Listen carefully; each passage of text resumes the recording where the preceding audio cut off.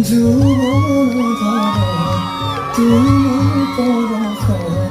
জীপাল করিয়া আবেগৰ পথাৰত শিমুলীয়া ভাষণ উতলোৱা মন্দলিচা